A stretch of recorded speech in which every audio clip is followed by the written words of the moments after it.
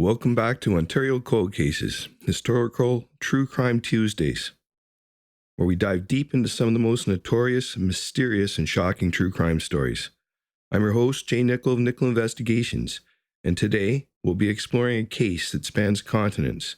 It tells the story of a man who led a double life for years, a man who was both a respected financial advisor and a murderer. This is a story of Albert Walker.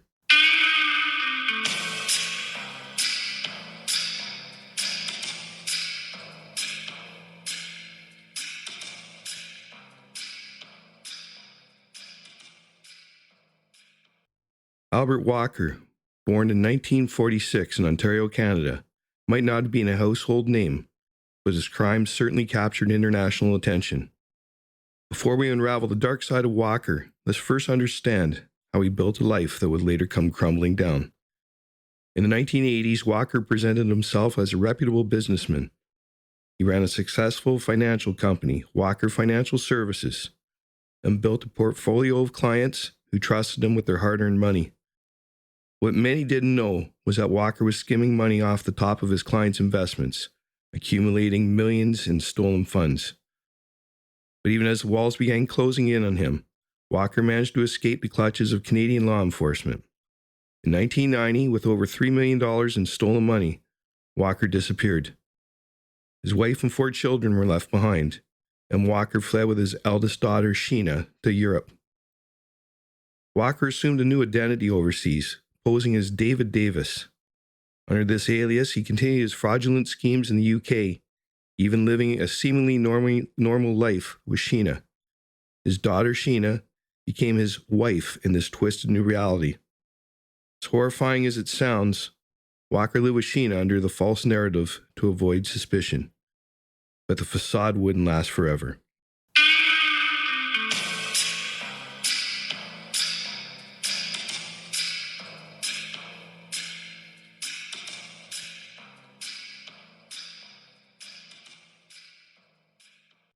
In 1996, Albert Walker's story took a deadly turn. Enter Ronald Platt, a man whose name would soon become synonymous with Walker's undoing. Platt was an acquaintance of Walker, and Walker used his identity to carry on his fraudulent activities in the UK. Platt, thinking he could start a new life elsewhere, moved to Canada for a brief time, giving Walker the perfect opportunity to take over his identity entirely. But when Platt returned to England in 1996, he was no longer useful to Walker.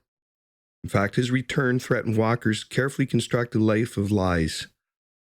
Walker lured Platt onto a yacht, and a horrifying turn of events bludgeoned him to death.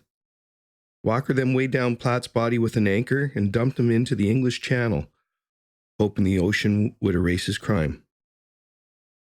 Walker might have thought he'd gotten away with murder, but the ocean had other plans.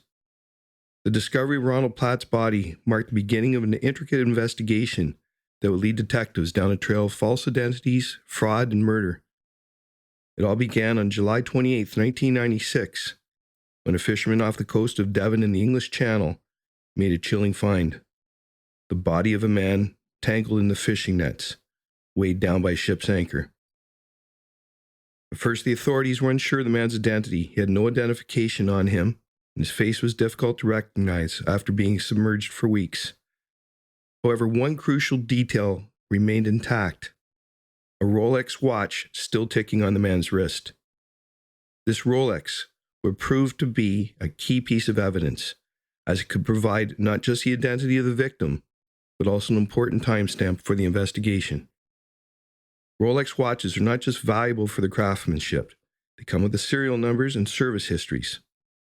The watch had stopped at 3:45 p.m., which suggested that this might have been the time the man hit the water. Using the serial number, the police were able to track the watch's owner to Ronald Platt, a man who had recently returned to England after spending some time in Canada. With this information, authorities finally had a lead. But as they started to piece together Ronald Platt's life, things became more confusing. According to records, Platt had an associate named David Davis, a seemingly well-off businessman who had been supporting Platt for years. But as the investigation dug deeper, something about Davis didn't add up.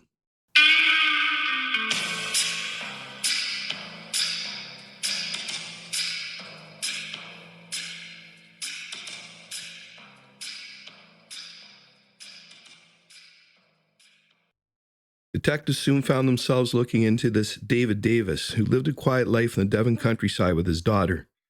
When investigators visited his home, they discovered something startling. David Davis had been living under a stolen identity. The real David Davis was, in fact, Ronald Platt. The man who had been using his name was none other than Albert Walker, a Canadian fugitive wanted for embezzlement. Police searched Walker's home. More evidence surfaced. Inside, they found Platt's driver's license, his birth certificate, and other personal belongings, all items Walker had used to impersonate Platt. Investigators now had a clear motive. Walker had been using Platt's identity to evade capture. When Platt returned to England, Walker feared he would be exposed. But how did Albert Walker, a man who had been a respected businessman in Canada, end up as an imposter and a murderer in the UK? The deeper detectives looked into Walker's past, the more they uncovered a history of deception. In Canada, Walker had run a financial services company, and over the years, he'd embezzled millions from clients. When the authorities began closing in on him, Walker fled to Europe with his eldest daughter, Sheena, leaving behind his wife and other children. Walker was arrested on suspicion of murder in early 1997, while still maintaining the David Davis identity. Under pressure from mounting evidence, Walker's past quickly unraveled.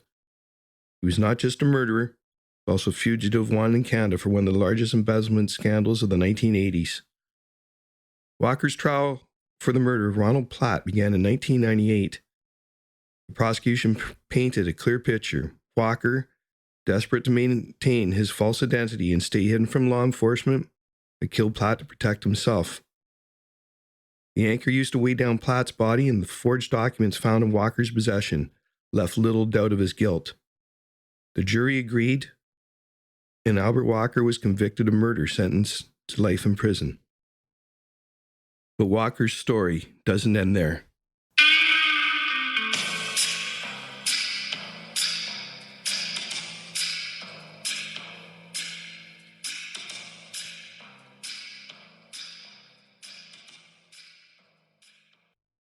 In 2005, Walker was extradited back to Canada, where he faced additional charges for the millions he'd embezzled in the 1980s.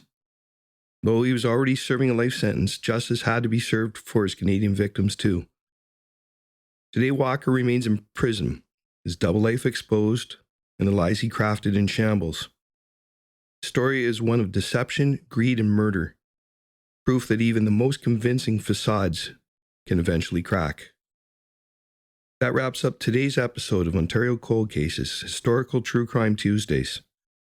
The case of Albert Walker is a chilling reminder of the lengths people would go to in order to hide their true nature. If you enjoyed this episode, be sure to subscribe and leave us a review. Join us next week as we dive into another dark and twisted chapter of true crime. Till then, stay safe and remember, sometimes the most dangerous people are the ones who seem the most ordinary.